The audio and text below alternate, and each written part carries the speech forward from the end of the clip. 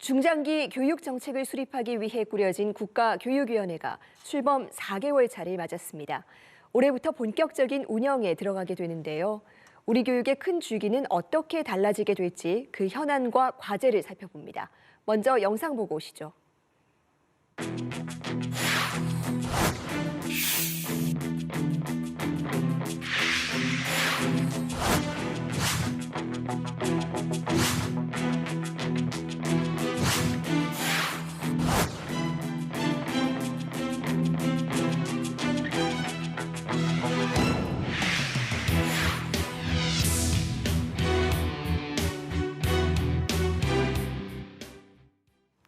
국가교육위원회의 정대화 상임위원과 자세한 얘기 나눠봅니다.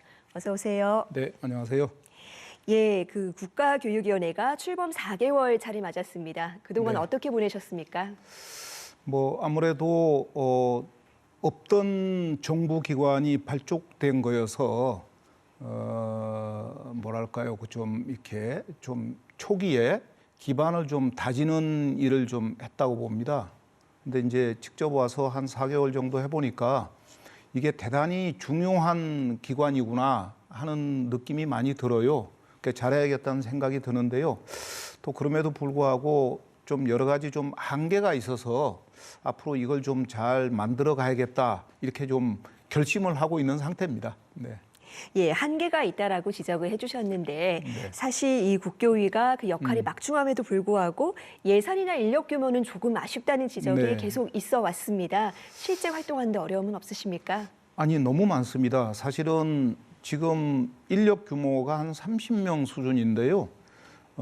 통상 이제 우리 사회에 여러 이제 그 합의제 행정기관이 있는데 예산 면에서는 다른 기관의 한 3분의 1 수준이고 인력은 뭐 거의 한 5분의 1 내지 10분의 1 수준입니다. 그래서 초기 이 좀 직제 설계가 너무 좀 작게 된 것은 대단히 아쉽다 이렇게 생각하고요. 아마 정부도 느끼는 것 같고 저희가 이번에 작년에 그 국회 논의 과정에서 얘기를 해봤더니 여야 공히 이렇게는 안 되겠다 하는 생각을 하시더라고요. 그래서 뭐 지금은 조금 작게 출발하긴 합니다만은 조만간 저는 정상화되지 않겠나 그렇게 기대하고 있습니다. 네. 그리고 이 국교위가 매우 다양한 집단에서 추천받은 위원들이 모여 있습니다. 논란 많은 교육 현안을 네. 충분히 의논하라는 취지인데 네. 사실 그동안 합의 과정에서 일부 잡음도 있었습니다. 네, 그렇습니다. 혹시 그 소통 과정을 좀 보완해야 할 점은 없다고 예, 보십니까? 뭐 잘 아시는 것처럼 저희가 이제 그 위원 정수가 21명입니다. 21명인데 상당히 좀 뭐랄까 정파적이랄까 이렇게 논쟁적으로 구성되어 있는 게 사실인데 이번에는 뭐 어쩔 수 없다고 하더라도 가급적 이제 추천권자, 이를테면 여야나 또는 국회나 대통령이나 또는 기차 단체에서 추천할 때 이게 이제 우리 기관이 그 교육이라는 100년 대계를 담당하는 기관이라는 점을 좀 10분 감안을 하셔서 덜 논쟁적으로 덜 정파적으로 좀 추천해서 구성을 해야겠다 하는 생각이 하나 들고요. 그다음에 또 하나는 사실은 어떤 면에서는 역지사지로 보자면은 우리 사회 내에서 교육을 둘러싼 이해관계의 다툼 또는 이견이 있는 게 사실인 만큼 생각이 다른 사람들이 위원회에 참여하는 것 자체가 나쁘지 않습니다. 왜냐하면은 여기서 한편으로만 구성해버리면은 사실은 의미가 없거든요.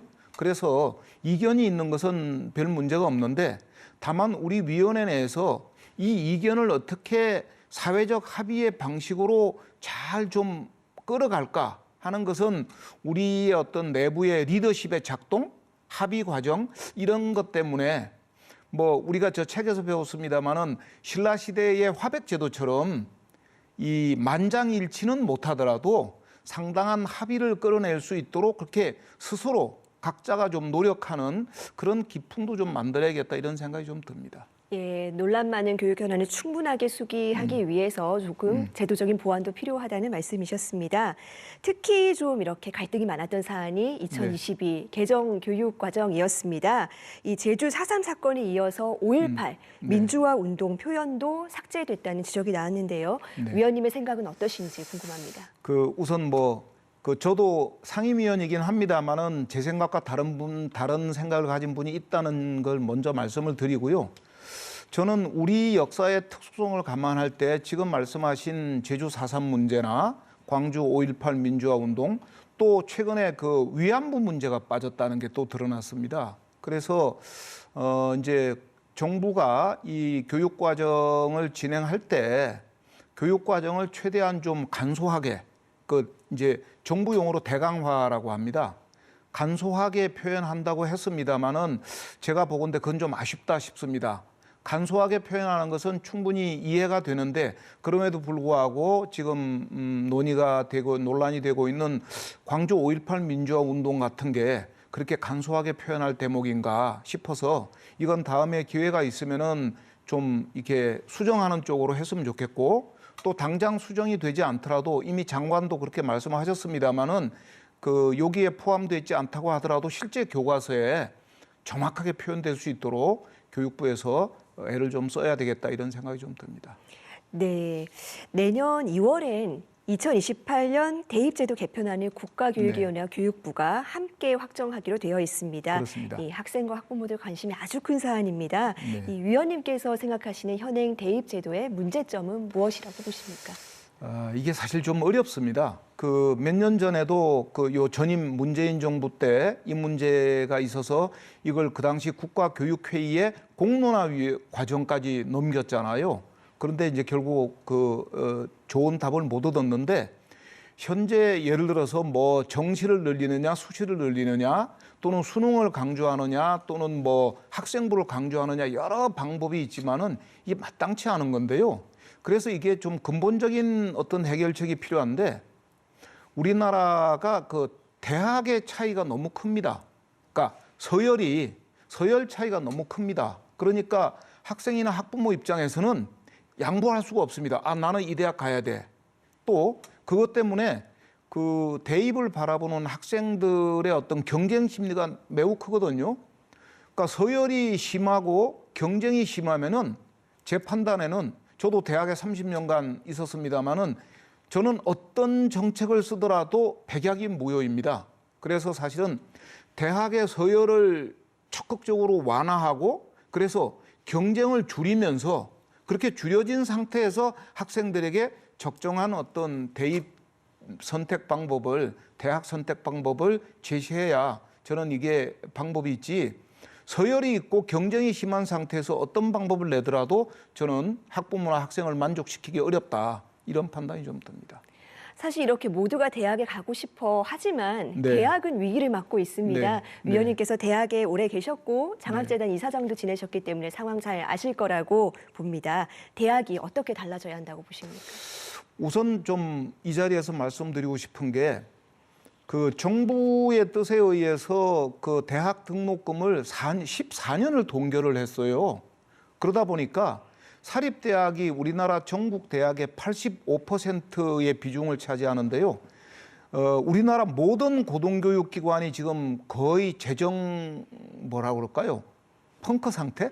영어가 되나요? 재정 적자 상태입니다. 그래서 정부 차원에서 이 고등교육에 대한 재정 지원을 적극적으로 하는 게 1차적으로 필요하고요.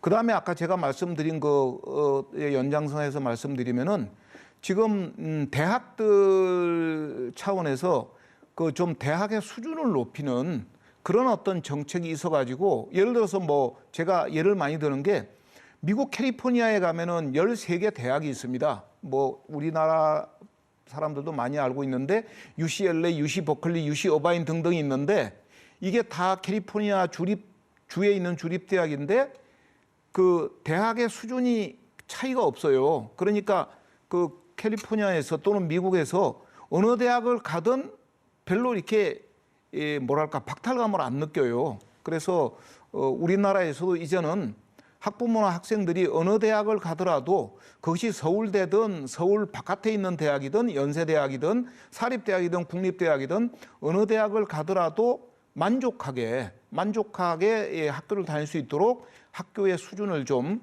균등화해주는, 높여주는 그런 정책을 써줘야 이 입시 문제도 풀리고 고등교육도 정상화되지 않겠나 이런 생각이 좀 듭니다. 네, 중장기 교육 정책을 논의하는 아주 중요한 기구입니다. 이 충분한 소통과 합의를 통해서 우리 사회가 안고 있는 여러 가지 복잡한 현안들을 잘 풀어나가시기를 기대하겠습니다. 오늘 말씀은 여기까지 듣겠습니다. 감사합니다. 고맙습니다. 네.